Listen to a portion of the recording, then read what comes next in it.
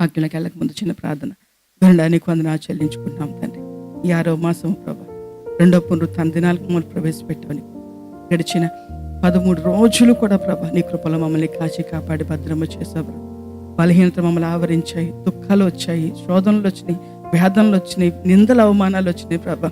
వాటన్నిటి నుండి మమ్మల్ని విడిపించి ప్రభానైనా మమ్మల్ని గొప్ప చేసి ప్రభా మరొక్కసారి నీ మందిరంలో ఈ విధముగా సంఘముగా కూడా నేను ఆరాధించే ధన్యతను మాకు ఇచ్చావు. అందుకు మనసారా నీకు వందనాలు చెల్లించుకున్నాయనికే స్తోత్రాలు తండ్రి. మరి కొద్దిసేపు ప్రభా ఈ కీర్తన హెచ్చరికల నుంచి ప్రభా ఏ సంఘంతో మాట్లాడడానికి నేను నిలువబడి ఉంటుండగా ప్రభా నేనైతే జ్ఞానము లేదని నన్ను నిశ్చయించాటు మరుగుపరుచుకొని ప్రభా సంఘంతో మీరు మాట్లాడమని వేడుకుంటున్నాను. నీకు వందనాలు తండ్రి. మీరు మాట్లాడుతూ ఆ జీవితాలు కట్టబడతాయి ప్రభా నాయన, మరి బ్రతుకులు మారుస్తాయి ప్రభా, వారి హృదయాలు మార్చగలవు ప్రభా. నీకు వందనాలు. అట్లాంటి నీ మాటలు ప్రభా నాయన ఎన్నికలే నన్ను సిరిచాటు మరుగుపరుచుకొని ప్రభా ఇర్మియా 1:9 ప్రకారం నాయన నా నోట నీ మాటలుంచమని వేడుకుంటూ ప్రభా యోహాను 3:30 ప్రకారం ప్రభా నీవు హెచ్చవలసింది మేము తగ్గవలసింది అని చెప్పి మరొక్కసారి మహిమను ఘనతను ప్రభావాన్ని నీకు మాత్రమే ఆపాదిస్తుండగా చిన్న ప్రాసం చేర్చుకోమని నజరేయుడైన యేసు నామమున సమాధానం పొందుకున్నాము తండ్రి.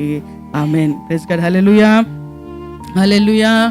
మరి గడిచిన 2 వారాలు జాన్ అయితేనేమి, శామ్యూల్ అయితేనేమి మంచి మాటలు పరిశుద్ధాత్మ ప్రేరేపణ బట్టి మంచి శ్రేష్టమైన విషయాలు మనకి బోధించారు. ఈ దినాన దేవుడు మనతో ఏం మాట్లాడుతున్నాడు మీరు మీ హృదయాల్లో ప్రార్థన చేసుకుంటే మాట్లాడేదైతే నేను కాదు కానీ పరిశుద్ధాత్మ దేవుడు మనతో మాట్లాడతాడు కనుక 2 హెచ్చరిక మాటలు మీతో తెలియజేయాలని చెప్పేసి ఆశపడతా ఉన్నాను. ఆ కీర్తన మొదటి హెడ్డింగ్ లో ఒకటి, ఆ కీర్తన పైన ఒక హెడ్డింగ్ ఉంటుంది కదా, ఒకసారి చదవండి. ప్రధాన గాయకునికి యెహోవా దాసుడైన దావీదు కీర్తన.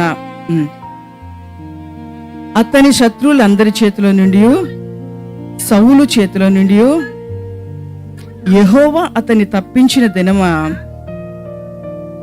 దావీదు ఈ గీతావాక్యం చెప్పి యెహోవాను స్తోత్రించి అతడు ఇట్లనెను. అంటే ఈ కీర్తన రాయడానికి మెయిన్ థీము లేకపోతే మెయిన్ కాన్సెప్ట్, మెయిన్ ఆలోచన ఏంటంటే తన శత్రువులందరి మీద దేవుడు తనకి విజయాన్ని ఇచ్చిన తర్వాత, జయాన్ని ఇచ్చిన తర్వాత, గెలుపునిచ్చిన తర్వాత దావీదు మహారాజు రాసుకుంటూ వచ్చిన కీర్తన అని చెప్పేసి ఇక్కడ రాసుకుంటూ వస్తున్నాడు కదా.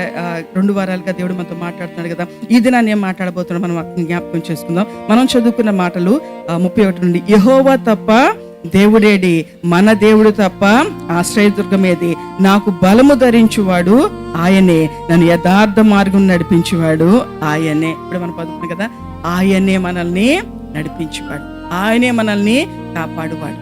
సముద్రపు నీటి సముద్రం అయితే ఎక్కడైనా సరే మనల్ని నడిపించేవాడు, మనకు తోడయ్యి ఉండేవాడు ఎవరైనా ఉన్నారంటే అది ఆయన మాత్రమే. అందుకే అది తెలిసిన వాడే దావీదు ఏమంటున్నాడంటే నాకు బలము ధరించువాడు ఆయనే, నన్ను యథార్థ మార్గమున నడిపించువాడు ఆయనే, ఆయన నా కాళ్ళు జింక కాళ్ళు వలె చేయుచున్నాడు, ఎత్తైన స్థలముల మీద నన్ను నిలుపుచున్నాడు. అంటే ఈ మాటలన్నీ రాసుకుంటూ వస్తున్నాడు. దేనికంటే దేవుడు తన శత్రువుల మీదకి ఎట్లాగ జయాన్ని ఇచ్చాడు, లేకపోతే శత్రువులను ఎదిరించడానికి, లేకపోతే శత్రువుల మీద జయం పొందుకోవడానికి ఎట్లాంటిగా నన్ను బలపరిచాడో అవన్నీ మాటలు రాసుకుంటూ వస్తూ నన్ను ఆకర్షించిన మాటలు ఏంటంటే 37, 38, 39 నన్ను ఆకర్షించినవి. వాటి గురించి కొన్ని మాటలు మనం జ్ఞాపకం చేస్తున్నాం. చూడండి. నా శత్రువులను తరిమి పట్టుకొందును, వారిని నశింప చేయ వరకు నేను తిరగను, వారు నా పాదముల కింద పడుదురు, వారు లేవలేకపోనట్లు నేను వారిని అడగదొక్కుదును.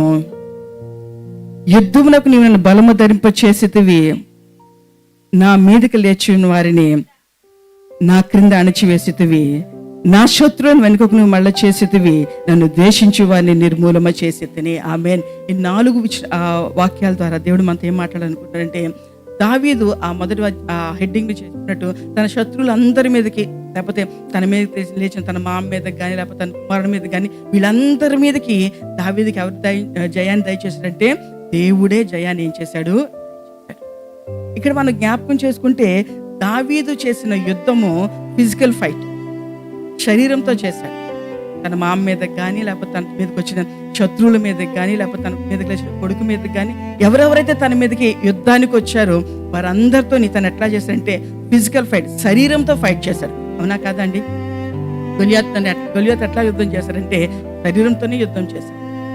అంటే ఆ రోజుల్లో దావీదు తన మీదకి లేచిన శత్రువుల మీదకి దేంతో యుద్ధం చేశారంటే ఫిజికల్ ఫైట్ చేశారు.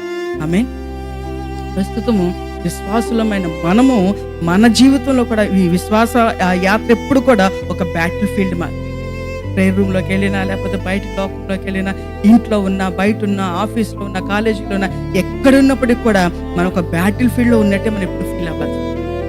ఈ మధ్య చాలా రీల్స్లోని షార్ట్స్లో పెడుతున్నాడు స్పిరిచువల్ వార్ఫేర్ అని చెప్పేసి. మీకు ఎప్పుడైనా కనబడి ఒకసారి చూడండి. అంటే మన కంటికి కనబడని ఎన్నో అదృశ్యమైన శక్తులతో మనం ఏం చేస్తున్నాము, పోరాడుతున్నాం. ఎఫెసీయులకు రాసిన పత్రిక ఉంటుంది కదా, 6వ అధ్యాయంలోని మన కంటికి కనబడని దురాత్మ సమూహాలతో, ఆకాశ మండల అధిపతులతో మనం ఏం చేస్తున్నామట, ఫైట్. అది మనకి తెలియదు, ఫిజికల్గా మనకు కనబడదు, కానీ స్పిరిచువల్గా మనం ఏం చేస్తున్నామంటే ఆ ఫైటింగ్లో మనకి తెలియకుండానే మనం ఏమవుతున్నాము, పాలుపంపులు పొందుతాం. దావీదు తెలిసి ఫిజికల్గా ఫైట్ చేశాడు, కానీ మనం తెలియకుండానే ఈ విశ్వాస యాత్రలో, ఈ ఆత్మీయ యాత్రలో తెలియకుండా అనేక యుద్ధాలు మనం ఏం చేస్తున్నాము, చేస్తాం.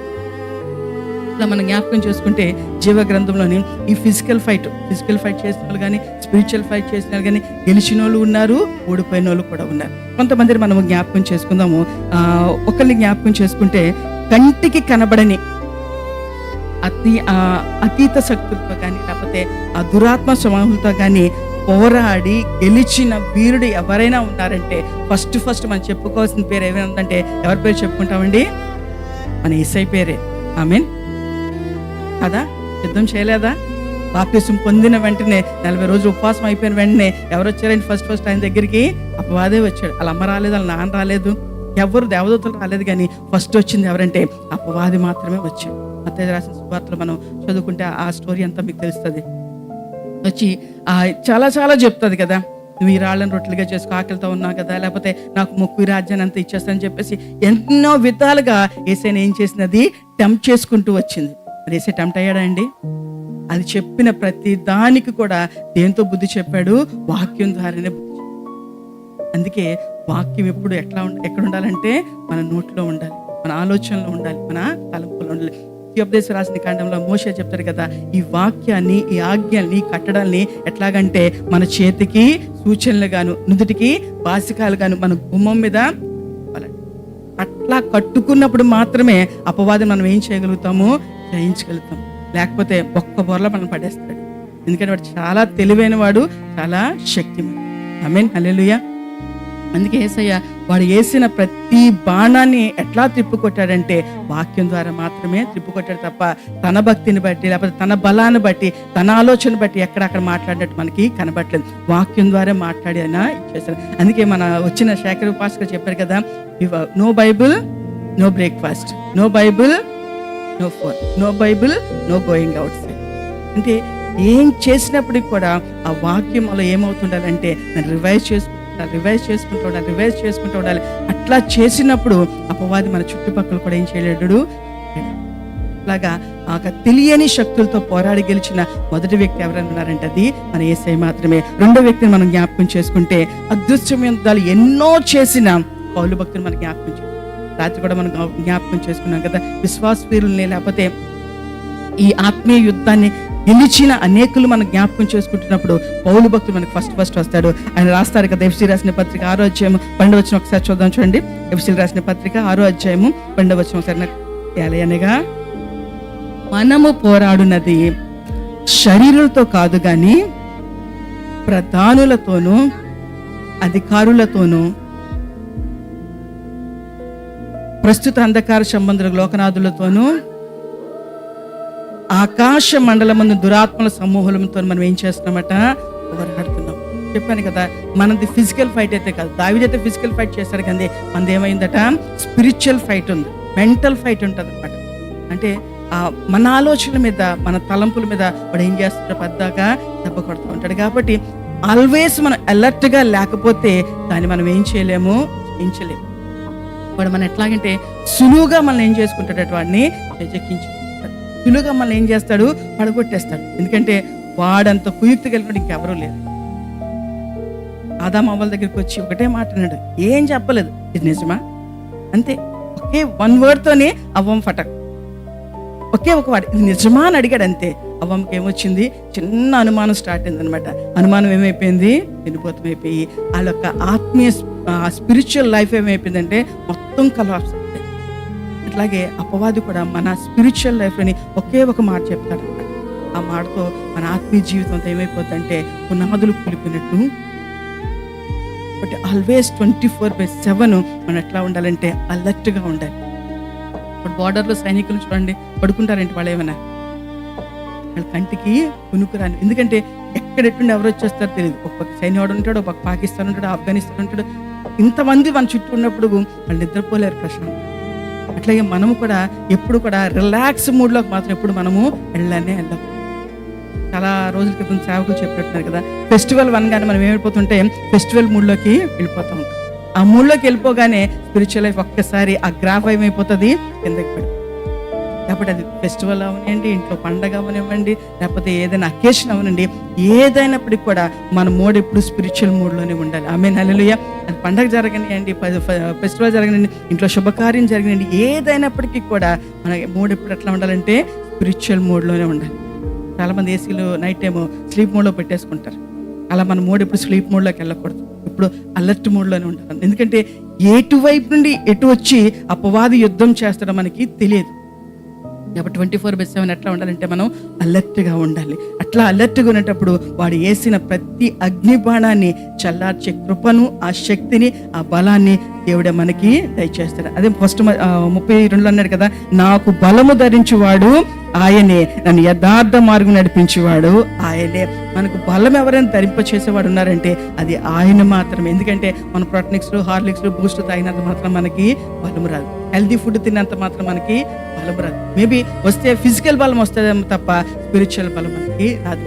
మనకు ఉండాల్సింది ప్రస్తుత ఈ అంధకార సంబంధ లోకంలో మనం బతుకుతున్నాము. లోకమంతా ఎవరి చేతిలో ఉందంటే అపవాది గుప్పిట్లో చిక్కించుకున్నాడు. కాబట్టి వాడి చేతిలో పడకుండా మనం బ్రతకాలి, లేకపోతే ఈ విశ్వాసయాత్రను ముగించాలి. దేవుడిచ్చే జీవికీటాన్ని మనం పొందుకోవాలంటే మనకు కావాల్సిందంటే స్పిరిచువల్ అలర్ట్నెస్.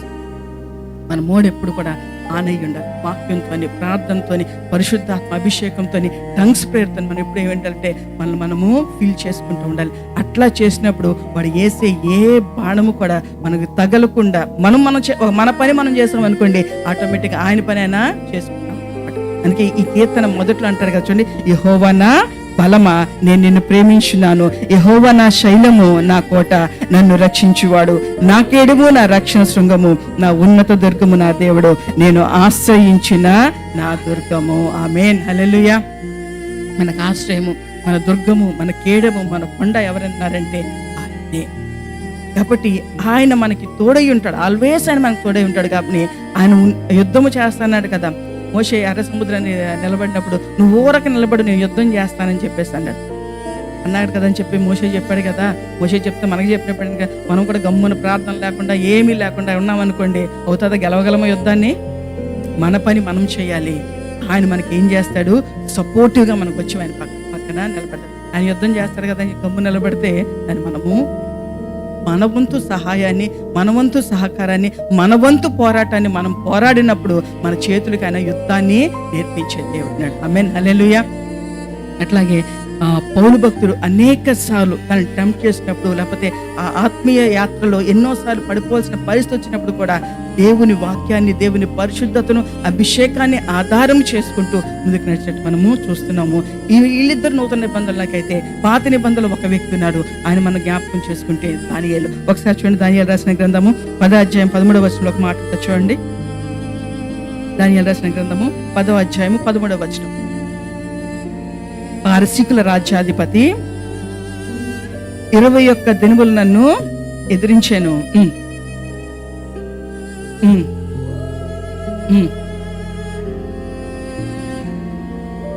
ఆమేన్. ఇక్కడ ముందు ఆ స్టోరీ అంతా మనకు తెలిసిందే కదా. దానియేలు 21 రోజు ప్రార్థన చేయడానికి, ఉపవాసం ప్రార్థన చేయడానికి తీర్మానం చేసుకొని ప్రార్థన చేయడం మొదలు పెడతాడు. ప్రార్థన చేసిన ఫస్ట్ డే సమాధానం ఏమొచ్చిందట, దేవుడి దగ్గర నుండి వచ్చేసింది. కానీ 21 రోజులు ఆ పైనుండి కిందకి రావడానికి ఎన్ని రోజులు పట్టిందట, 21 రోజు పెట్టడానికి కారణం ఏంటంటే పారసీకుల అధిపతి మధ్యలో ఆ ప్రార్థనకు వచ్చిన ప్రతిఫలాన్ని కానీ, దీవెనను కానీ, ఆశీర్వాదాన్ని కానీ పారసీకుల రాజు ఏం చేశాడట, అడ్డుకున్నాడట. అంటే మనం ఏమనుకుంటామంటే ప్రార్థన గదిలోకి వెళ్తాం, ప్రార్థన చేస్తూ ఉంటాం, సంవత్సరాలు ప్రార్థన చేస్తాం, నెలల్లో ప్రార్థన చేస్తాం. ఇన్ని రోజుల నుండి ప్రార్థన చేస్తున్నాము, మనకి ఇంకా సమాధానం రాలేదే అని చెప్పేసి మనం ఆలోచన చేస్తాము, తొందరపడుతుంటాం తప్ప అక్కడ మనకి కనబడని యుద్ధం ఏం జరుగుతుందో మనకి తెలియదు. ఇన్ని రోజుల నుండి ప్రార్థన చేస్తున్నా ఇంకా నా భర్త మారలేదు, ఇన్ని రోజుల నుండి ప్రార్థన చేస్తున్నా ఆ బిడ్డలు ఇంకా మారలేదు, ఇన్ని రోజుల నుండి ప్రార్థన చేస్తున్నా అప్పులు తీరలేదు, ఇన్ని రోజులు ప్రార్థన చేస్తున్నా నా అనారోగ్యం ఇంకా కుదుటి పడలేదని చెప్పేసి చాలాసార్లు మనం గాబరా పడుతూ ఉంటాం, టెన్షన్ పడుతూ ఉంటాం, దేవుడి మీద అలుగుతూ ఉంటాం, అనుమానిస్తుంటే ఎన్నెన్నో చేస్తుంటాం. కానీ మనకి కంటికి కనబడిన యుద్ధం ఒకటి ఏం చేస్తుంటుంది, జరుగుతూ ఉంటుంది. ఆశీర్వాదాలు మనం పొందుకోనివ్వకుండా, ఆ దీవెనలు మనం పొందుకోనివ్వకుండా, విడుదల మనం పొందుకోకుండా ఈ లోక సంబంధమైన అధిపతి ఏం చేస్తున్నాడట, అడ్డంగా వచ్చింది. అందుకే ఇంకొంచెం మన మంటని ఏం చేయాలి, ప్రార్థన మంటని పెంచుతూ ఉండాలి. సిమ్లో పెట్టినంత మాత్రం అది జరిగిపోతుంది, హైలో పెట్టాలి. హైలో పెట్టినప్పుడు అద్భుతంగా దేవుడు మనకి ఏం చేస్తాడు, కార్యాలు జరిగిస్తాడు. వీళ్ళందరూ ఆ స్పిరిచువల్ వార్ఫేర్లో గెలిచిన వారు. స్పిరిచువల్ వార్ఫేర్లో గెలిచిన వారే కాదు, ఓడిపోయిన వాళ్ళు కూడా జీవగ్రంథంలోని రాశారు.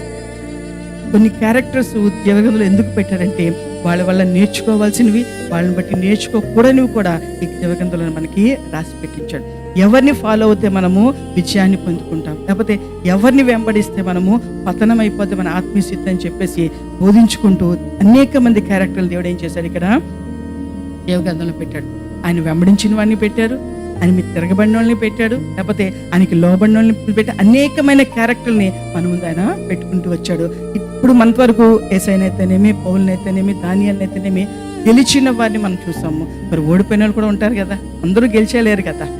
ఎందుకంటే ఈ జీవకిరీటం పొందుకునే ఈ ఆత్మీయ యాత్ర అనేది అంత సులువైన పని అయితే కాదు. అది చాలా కష్టముతో, భారముతో, ప్రయాసతో కూడుకు. సో ఆ ప్రయాస, ఆ భారము పడలేక, లేకపోతే అపవాది వేసే ఆ ఉచ్చులని గమనించుకోలేక చాలా మంది ఏమైపోయారు, ఓడిపోయారు. ఆ ఓడిపోయిన వారిలో ఎవరైనా ఫస్ట్ ఉన్నారంటే ఫస్ట్ ఎవరి పేరు మనం చెప్పుకోవచ్చు అంటే ఇస్కరియోతు యోధా పేరు చెప్పుకోవచ్చు. యోహాను రాసిన సువార్తల్లోని ఒక మాట ఉంటుంది చూడండి, 13వ అధ్యాయము 27వ వచనంలో ఒక మాట ఉంటుంది. ఆ ముక్క తన చేతికి రాగానే వాళ్ళు ఏం ప్రవేశించాట, సాతాను వాళ్ళని ప్రవేశించదు. ఒక మాట మనం ఆలోచన చేస్తే ఇస్కరియోతు లోకంలో ఎక్కడ బతకలేదు. పద్దాకి ఎవరనకాతలు తిరుగుతూ ఉన్నాడు, యేసయ్య అనకాతలే తిరుగుతూ ఉన్నాడు, యేసయ్య మాటలే వింటున్నాడు, యేసయ్యతో పాటు జీవించాడు, యేసయ్యతో పాటే నడిచాడు, యేసయ్య చేసిన అద్భుతాలన్నీ చూసుకుంటూ వచ్చాడు. కానీ యేసయ్యతో నడిచినంత మాత్రాన మనలో స్పిరిట్ లేకపోతే, మనలో అభిషేకం లేకపోతే, మనలో వాక్యం లేకపోతే అపవాది నువ్వు మందిరంలో ఉన్నా సరే వాడు ఏం చేస్తాడు, దొంగిలించుకొని వెళ్ళిపోతాడు. కొన్ని ఆదివారం వెళ్ళిపోతున్నాను కదా, వెళ్ళిపోతున్నాను, మంగళవారం వెళ్ళిపోతున్నాను, శుక్రవారం వెళ్ళిపోతున్నాను, శనివారం వెళ్ళిపోతున్నాను, లాభం ఏముంది? నువ్వు ప్రతిరోజు మందిరంలో కూర్చున్నా నీ హృదయము ఆయనకి సమీపంగా లేకపోతే, నీ హృదయము ఆయనకి ఇవ్వకపోతే, నువ్వు ఎంతగా నువ్వు చేసినా సరే అదేమైపోతుందట, వ్యర్థమైపోతుంది. ఇస్కరియోతు యోధా తన ప్రయాణం అంతా యేసయ్యతోనే చేశాడు.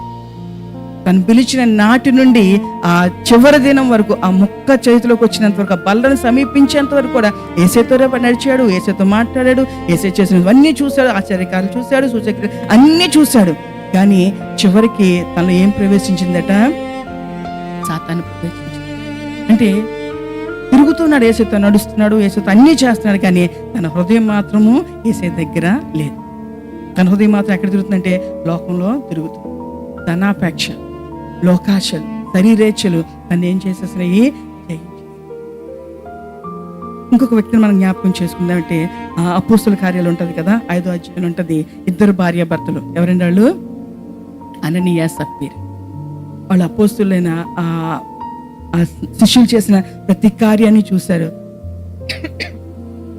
వారి వంతు ఏమైనా చేద్దామని చెప్పేసి ఎవరు అడగకుండానే, ఎవరు ఫోర్స్ చేయకుండే వాళ్ళంతటా వాళ్ళు ఏం చేశారట, వారి పొలాన్ని అమ్మేసి పరిచయం కోసమని తీసుకొచ్చారు. ఆ పొలం అమ్మగానే, ఆ ధనం చూడగానే అపవాది వాళ్ళు ఏం చేసిందట, వేసించింది. ఒక మాట మనం జ్ఞాపకం చేసుకుంటే, అందుకే ధనం ఎప్పుడు ఎక్కడ ఉండాలంటే మన కాళ్ళ కింద మాత్రమే ఉండాలి. దాన్ని ఇప్పుడు మన తలకి ఎక్కించామనుకోండి, దానికి మనం ఏమైపోతాము, దాసులం అయిపోతాం. ధనానికి దేవుడికి మనము కాలేము. అయితే దేవుడైనా ఉండాలి మన దృష్టిలోని, లేకపోతే ధనం ఉన్నది అనుకోండి దేవుడు పక్కకి వెళ్ళిపోతుంది. దేవుడు ఉన్నాడు అనుకోండి ధనం ఏమైపోతుంది, ఎందుకంటే ఆయన వెంబడిస్తే మన ప్రతి లోటు ఆయన ఏం చేస్తాడు, తీరుస్తాడు. సో దాని గురించి ధనం ఆపేక్షించడం కోసం, లేకపోతే ధనం సంపాదించడం కొరకు మనం ప్రయాసపడాల్సిన అవసరం అయితే లేదు. ఎందుకంటే మన ప్రతి అక్కరైనా తీర్చే దేవుడై ఉన్నాడు. ఈ అననీయ సప్పీరా కూడా అపవాది యొక్క ఆ కుతంత్రాలకి లోబడిపోయి ఆ ధనాన్ని చూడగానే ఆశ వచ్చేసి అక్కడికి వెళ్ళి పరిశుద్ధాత్మతో ఏం చేశారట? అబద్ధం చెప్పారు. ఎంత కమ్మారంటే, లేదండి ఎంత కమ్మాము, మాకు అవసరం కోసం కొంత ఉంచుకున్నామంటే వాళ్ళు ఏమైనా చేసేస్తారా? పేకలు తీసేస్తారా? తీయరు కదా. కానీ పరిశుద్ధాత్మతో వాళ్ళు ఏం చేశారట? అబద్ధం చెప్పారు. దేనైనా క్షమిస్తాడు కానీ పరిశుద్ధాత్ముడు అబద్ధాన్ని అసలైనా క్షమించడు. వేషధారితనాన్ని ఎప్పుడైనా క్షమించనే ఆ అబద్ధం చెప్పగానే పరిశుద్ధాత్మ దేవునికి వచ్చిన కోపాన్ని బట్టి వారిద్దరు అక్కడ ఏమైపోయారట? చనిపోయినట్టు, వారి జీవితాన్ని నాశనం చేసుకున్నట్టు, లేకపోతే పాడు చేసుకున్నట్టు, పడగొట్టుకున్నట్టు మనకి కనపడతాం. పొలం వారి దగ్గరే ఉంది. అమ్మిన తర్వాత కూడా ఆ సొమ్ము వారి దగ్గరే ఉంది. ఏం పేదల దగ్గరికి వెళ్ళి, లేకపోతే అపోస్తలుల దగ్గరికి వెళ్ళి ఈ సొమ్ము వచ్చింది అమ్మాము, మేము లేకపోతున్నాం, లేకపోతే మా పరిస్థితి ఉంటామని చెప్తే వాళ్ళు ఏం చేయలేరు కదా. ఎందుకు మిమ్మల్ని అపవాది మిమ్మల్ని ప్రేరేపించిందని చెప్పేసి అక్కడ ఆ పేతురు అడుగుతూ ఉంటాడు అన్నమాట. ఇట్లా చేయడానికి మీకు ఎట్లా వచ్చింది మనసు? మీరు ఎందుకు పరిశుద్ధాత్మ దేవుని దుఃఖ పెట్టారని చెప్పేసి, ఎందుకు మోసపుచ్చారు మీరు పరిశుద్ధాత్మ దేవుని? చాలాసార్లు మనం ఎవరెవరినో మోసం చేస్తాం అనుకుంటాం, కానీ మనకు మనమే మోసపోతున్నామని మనము గుర్తిరగలేం. అమ్మ నాన్నలు మోసం చేస్తాం, భర్తను మోసం చేస్తాం, భార్యను మోసం చేస్తాం, పిల్లలు మోసం చేస్తాం, వాళ్ళెవరినో మోసం చేస్తాం అనుకుంటున్నాం, కానీ మనకు మనమే మోసపోతున్నామని గుర్తిరగలేం. అప్పుడు ఉదయకాలంలో దేవుడు మరొకసారి సంఘంతో మాట్లాడుతున్న మాట ఏంటంటే, మనము ఈ ప్రస్తుత దినాల్లో చేస్తుంది ఏంటంటే ఫిజికల్ ఫైట్ కాదు, కానీ స్పిరిచువల్ ఫైట్. ఆ స్పిరిచువల్ ఫైట్లో మనము గెలవాలి అంటే ఇది మనకి ఎట్లా ఉండాలట? ఖడ్గముగా. ఆ ఎఫ్సీ పత్రిక ఉంటుంది కదా, ఆ కవచాలన్నీ మనం ఏం చేసుకోవాలి? ధరించుకోవాలి. మనం బట్టలు అయితే ఎట్లాగైతే ధరించుకుంటున్నాం బయటకు వెళ్ళినప్పుడు కానీ, ఇంట్లో ఉండేటప్పుడు కానీ, అట్లాగే వాక్యం అనే వెలుగులని, ఆత్మ ఖడ్గాన్ని, అవన్నీ ఉంటారు కదా, ఆర్మర్ ఆఫ్ గాడ్ అని చెప్పేసి కొన్ని ఆ కవచాలు మనకి ఇచ్చారు. వాటిని ధరించుకునేటప్పుడు ఏ దుష్టుడు మన మీద ఏం చేయలేడట? జయాన్ని పొందుకోలేడు. ఇక్కడ దావీదు అదే మాట అంటాడు. చూడండి, ఒక్కసారి చూడండి, ముగించుకుందాము. నా శత్రులను తరిమి పట్టుకొందును, వారిని నశింప చేయ వరకు నేను తిరిగాను. వారు నా పాదముల కింద పడుదురు, వారు లేవలేకపోయినట్లు నేను వారిని అణగద్రొక్కుదును. యుద్ధమునకు నా బలము ధరింప చేసేతివి, నా మీదకి లేచి వారు నా క్రింద అణిచివేసేతివి. నా శత్రువుని వెనుకకు నువ్వు మళ్ళా చేసేతివి, నన్ను ద్వేషించి వారు నేను నిర్మూలము చేసేది. ఉపయోగం మంచి మాట అంటారు చూసారా? వారు నా పాదముల కింద పడుదురు, వారు లేవలేకపోయినట్లు నేను వారిని ఏం చేయాలి? అణగద్రొక్కాలి. ఆమేన్, హల్లెలూయా. మనం చేయాల్సిన పని కూడా ఇదే. మనకు తెలియకుండానే అపవాది ఎన్నెన్నో ఉచ్చులు మన వెనకాతలు ఏం చేస్తుంటాడు? వేస్తాడు. అంతెందుకండి, మన వెనకాతలు మాట్లాడుకున్నాం, మన సహోదరుల మాటలు మనకి తెలియదు, వాళ్ళ మాటలే మనకు తెలియంది. అపవాది వేస్తున్న ఆలోచన మనకి ఎట్లా పసిగట్టగలం? ఎప్పుడు మనం పసిగట్టగలమంటే పరిశుద్ధాత్మ దేవుని అభిషేకము, ఆయన ఇచ్చే వివేకము, ఆయన ఇచ్చే జ్ఞానము మనం కలిగి ఉండేటప్పుడు ఎటువైపు నుండి ఎట్లా యుద్ధాలు చేయడానికి వాడు రెడీగా ఉన్నాడు కనిపెట్టి, దానికి రెడీగా మనం కూడా ఎట్లా ఉంటామంటే దాని ఆపోజిట్ వేలోని వాటిని తిప్పుపట్టడానికి మనం కూడా సిద్ధంగా వాడు చేసేది. ఎక్కడ ఫస్ట్ ప్లాన్ ఏంటంటే మన మైండ్ మీద వాడు ఏం చేస్తాడు? మనసు కృంగిపోయింది అనుకోండి, ఆటోమేటిక్గా బాడీ అంతా 2-3 సార్లు నాకు నీరసం ఉంది అనుకోండి, మన జస్ట్ మనసులోనే ఆటోమేటిక్ బాడీలోకి ఏమొచ్చేస్తుంది? నీరసం. నా వల్ల కాదు అనుకుంటే ఆటోమేటిక్ మనం చేయలేమేమి. తండ్రిని బట్టి, పరిశుద్ధాత్మను బట్టి, యేసయ్యను బట్టి నేను చేయగలని చెప్పేసి మనకి మనం ఏం చేసుకోవాలి? దృఢపరచుకోవాలి. మనల్ని మనం ఏం చేసుకోవాలి? బలపరచుకోవాలి. పద్దాక ఎవరు మన వెనకాల మనల్ని తోసిన నాళ్ళు దోస్తారు. తర్వాత మన ఫైట్ మనమే చేసుకోవాలి.